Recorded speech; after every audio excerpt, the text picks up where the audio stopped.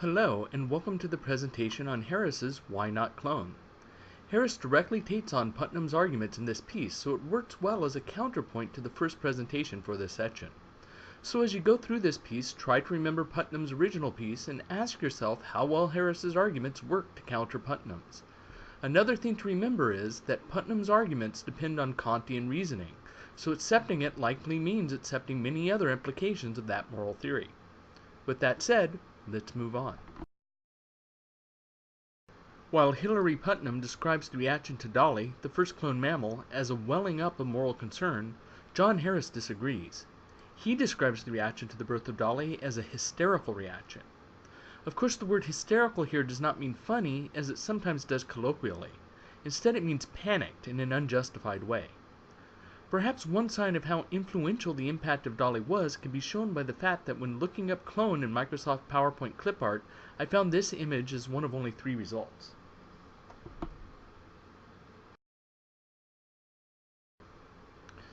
Harris says that in this particular piece he is interested in 3 questions. First, does the creation of Dolly constitute an attack on human rights and dignity? Second, does the legislative response to Dolly constitute an attack on human rights and dignity? Third, are human dollies protected by existing conventions and assumptions regarding human rights? It should be noted here that Harris is talking about more than just one cloned sheep named Dolly when he uses the word Dolly. For example, when he asks if Dolly constitutes an attack on human rights and dignity, the real question he is concerned with is whether or not what Dolly represents, the potential for human cloning, would be an attack on human rights and dignity.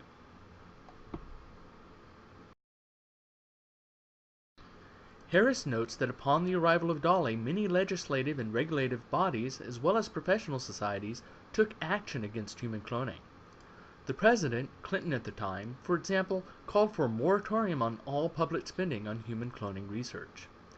The European Parliament tried to make research on human cloning a criminal offense. The World Health Organization, WHO, said, "WHO considers the use of human cloning for the replication of human individuals to be ethically unacceptable, as it would violate some of the basic principles which govern medically assisted procreation. These include respect for the dignity of the human being and protection of the security of human genetic material."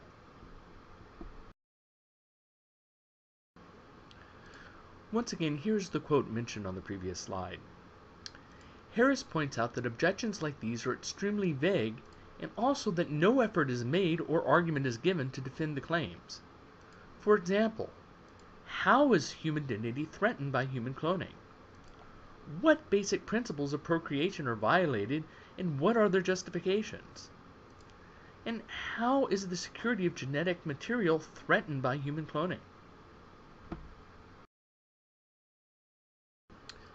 Without any such arguments, Harris believes, we should remain free to make choices about how we procreate. This would mean being free to procreate by cloning ourselves if we choose.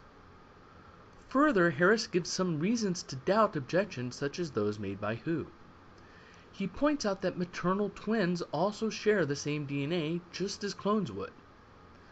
If 2 beings sharing the same DNA threatens human dignity, then does that mean that twins have less dignity than other human beings?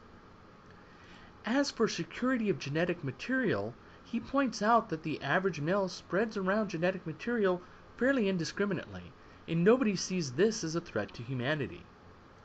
Indeed, he points out that lots of genetic material is lost to the sin of Onan. This is a way of referring to masturbation, although it may be worth noting that some biblical scholars claim that the sin was something else. It has often and traditionally been interpreted as masturbation, however.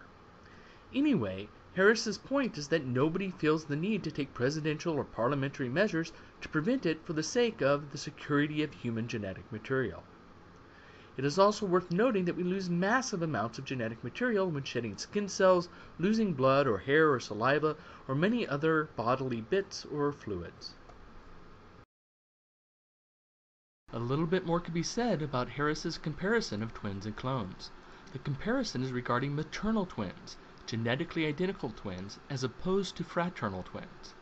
Maternal twins are created when a zygote, fertilized by 1 sperm, divides into 2 and then grows into 2 fetuses. Fraternal twins occur when multiple sperm fertilize multiple eggs. Fraternal twins share no more DNA in common than normal brothers and sisters. Scientists are able to deliberately divide the zygotes of animals to cause them to twin, which might be called a form of cloning, but it isn't cloning from an adult cell. But how do twins compare to clones? Though Harris doesn't mention in his piece, it turns out that maternal twins are actually more identical than clones are, or at least clones created by a method like that used to create Dolly. This may surprise many of you, but it is absolutely true. Twins are more identical than clones for a number of reasons. First is because maternal twins share the same mitochondrial DNA, while clones would not. Mitochondrial DNA is not contained in the nucleus, clone source, that is transferred into the egg that has its nucleus removed, but rather in the mitochondria in the cells. It therefore isn't transferred when creating clones by current methods like those used to create Dolly. Maternal twins are more alike because they also share the same environment when developing, while clones develop in different wombs, or perhaps the same womb at different times. Hormones and nutrition and chemical exposure early on can have profound influence on how a child develops. Harris notes that Kantian ethics is often invoked for arguments involving human dignity. We should therefore remind ourselves of the Kantian maxim to always treat humanity, including yourself, as ultimate ends and never as a means to an end only. If you recall, when we originally covered the kingdom of ends version of the categorical imperative, we paraphrased it saying that it was an instruction saying, don't use people as mere tools. There's a word for using people like tools. This word is instrumentalization. So the Kantian objection to cloning is that it somehow instrumentalizes or turns people into tools or instruments, mere things. But if creating a zygote by cloning is instrumentalizing persons, wouldn't it also be instrumentalizing persons to use in vitro fertilization, which usually creates more embryos than are used? Yet the vast majority of people who are against cloning are not against in vitro fertilization.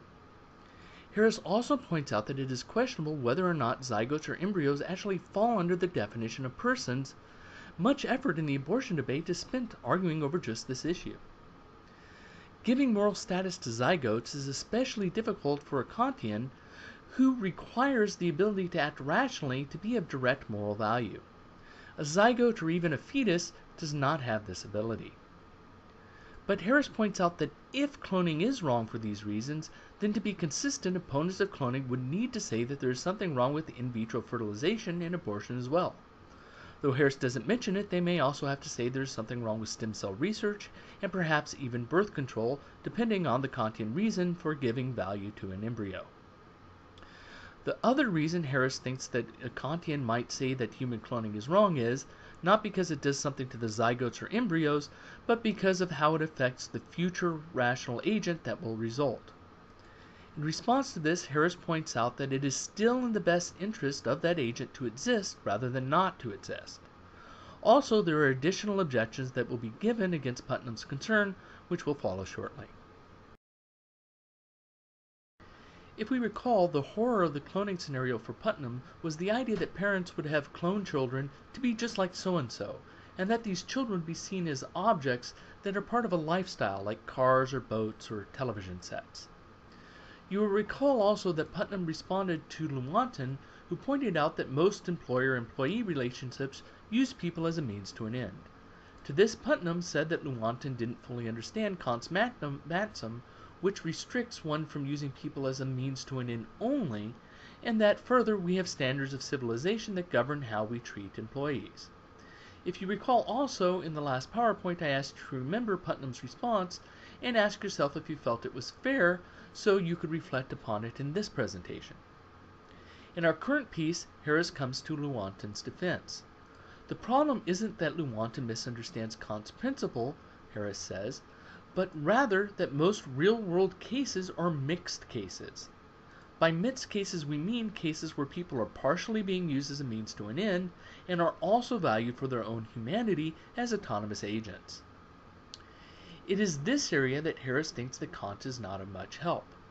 Harris agrees with Putnam that Kant's maxim can show why slavery or Nazism is wrong. Those are extreme cases where people are treated completely as objects. But in the vast majority of cases, Putnam thinks that we have mixed intentions. So here comes Putnam's main argument.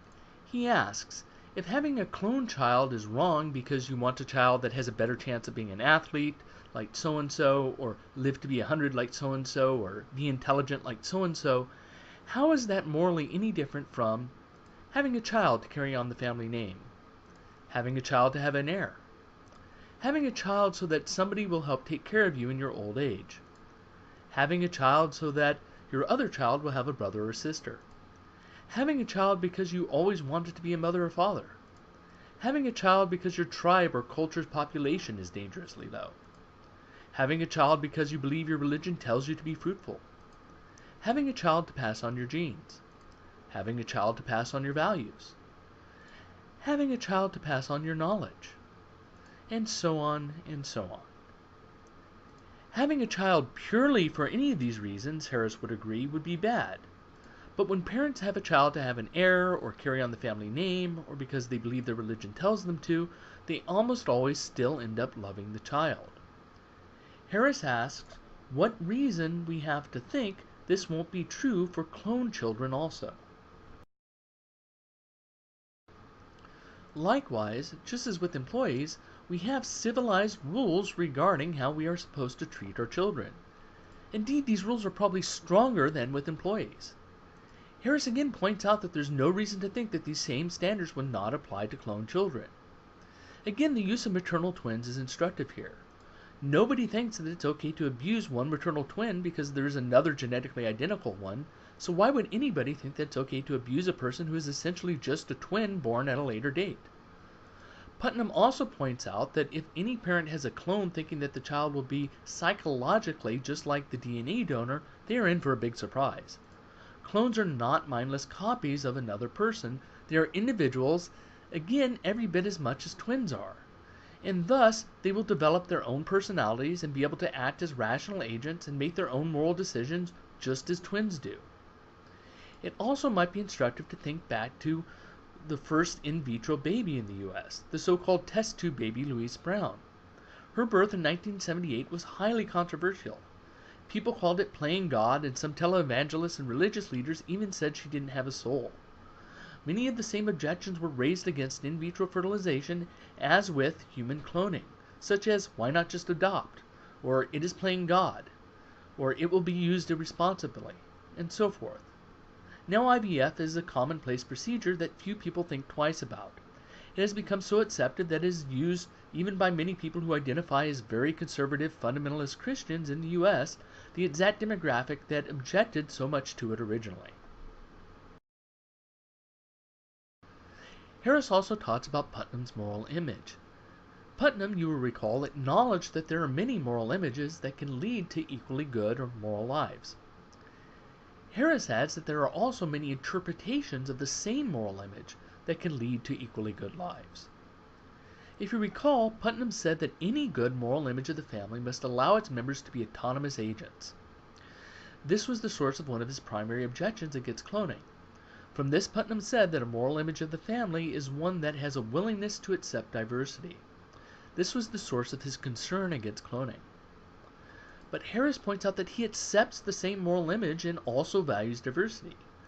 But Harris values diversity enough that he thinks that families should be able to be diverse enough to include clones if they want to. Harris believes that a tolerance of diversity means that people be permitted to follow their own moral image, which would include cloning if that fits their moral image of a family. What's more, Harris points out that even if cloning did run counter to a moral image, it doesn't follow from that alone that it should be illegal. A moral image, for example, might include people being polite to each other, and yet it might be totalitarian to have actual laws requiring politeness, complete with penalties for violations.